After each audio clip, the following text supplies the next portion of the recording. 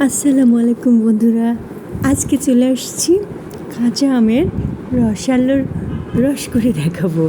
তার মানে কাঁচা আমের মজাদার ড্রিঙ্কস আপনাদের সঙ্গে শেয়ার করছি। সেটাই অনেক অনেক অনেক টেস্টি, অনেক মজাদার আর রিফ্রেশ করে দেয় যতটা শরীরকে, তার থেকে বেশি মনটাকে। এই যে দেখুন, এজন্য আমি একটা মশলা করে নেব। এই মশলাটার নাম দিয়েছি আমি মহব্বতী মশলা। দেখুন, যতটা আমি গোলমরিচ নিয়েছি তার 3 ভাগের 1 ভাগ আমি নিয়েছি মৌরি। এই যে দেখুন, প্রায় 50%, আর মৌরির 50% নিয়েছি আমি জিরা। এভাবে আমি এটাকে ভাগ করি, আর এই মশলাটার নাম দিয়েছি আমি মহব্বতী মশলা। দারুণ মজার, অনেক কিছুর মধ্যে দিয়ে খাওয়া যায়। প্রথমে গোলমরিচটাকে ভেজে নিলাম, খানিকটা ভেজে নিয়ে তারপর মৌরিটা দিলাম। কেন দিলাম বুঝছেন? কারণ গোলমরিচটা একটু বড় বড় একটু ভাজতে সময় লাগে, সেজন্য ওটা বড় আগে দিয়েছি। একটু ভেজে নিয়ে মৌরিটা দিয়েছি, মৌরিটা একটু ভেজে নিয়ে তারপরে জিরাটা দিয়ে দিয়েছি।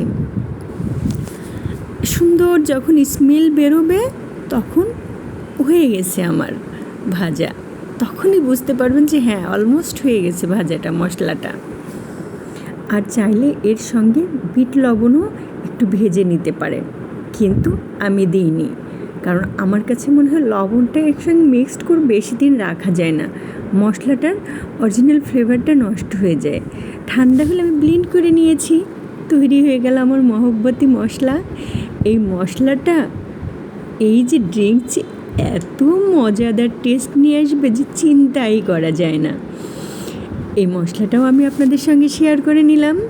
বানিয়ে ফেলেছি মশলা একদম। এই যে কৌটোতে রেখে দিয়েছি, অনেক দিন থাকবে। আমি সব মশলাই কাঁচের কৌটোতে রেখে দিই। আমি কাঁচা আম নিয়েছি, দেখুন কাঁচা আমটাকে ছিলে নিচ্ছি।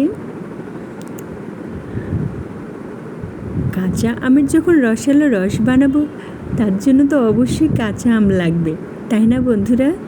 সেজন্য আমি আমটাকে কেটে নিচ্ছি। আমটাকে কেটে ছোট ছোট টুকরো করে নিব। বীজটাকে ফেলে দিচ্ছি।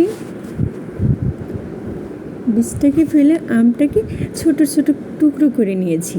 এবার ব্লেন্ডার জাগে দিয়ে দিচ্ছি। এটা আপনারা আপনাদের পরিবারের সদস্য অনুযায়ী কম বা বেশি নেবেন। আর দিয়ে দিচ্ছি চিনি। চিনিটা নির্ভর করে সম্পূর্ণ আমের টকের উপর। টক যদি বেশি হয় তাহলে চিনি বেশি লাগে, টক যদি কম হয় আমে তাহলে কম লাগে। আমি ছোট্ট একটা কাঁচামরিচ দিয়ে দিচ্ছি। আমি 1 কাপের বেশি চিনি দিয়েছি, একটা কাঁচামরিচ দিয়ে দিচ্ছি, আর ঠান্ডা ঠান্ডা বরফওয়ালা পানি দিয়ে দিচ্ছি। একটু লবণ দিয়ে দিচ্ছি। এবার দিব, দেখুন এই যে মহব্বতী মশলাটা, পুরো 1 চামচ আমি দিয়ে দিচ্ছি। কিন্তু খানিকটা লবণও দিয়ে দিয়েছি, নর্মাল লবণ। এবার ব্লেন্ড করে নিয়ে 1 ফালি লেবু চিপে সুন্দর করে রসটা দিয়ে দিচ্ছি। আর এবার দিয়ে দিচ্ছি খানিকটা বিট লবণ, 1/2 চা চামচ বিট লবণ দিয়ে দিচ্ছি আমি। আর কাঁচা আমের জুস একটু কাঁচা কাঁচা না লাগলে হয়, চোখের তো শান্তির ব্যাপার আছে, তাই না? সেজন্য আমি কয়েক ফোঁটা ফুড কালার, সবুজ রঙের ফুড কালার দিয়ে দিলাম।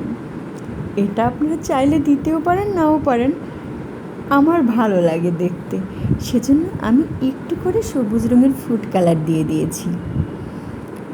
এটা কিন্তু প্রায় তৈরি হয়ে গেছে, খাওয়ার জন্য রেডি হয়ে গেছে। এখন গ্লাসে বরফ ছেড়ে দিচ্ছি, কয়েকটা টুকরা বরফের কয়েকটা টুকরা ছেড়ে দিচ্ছি।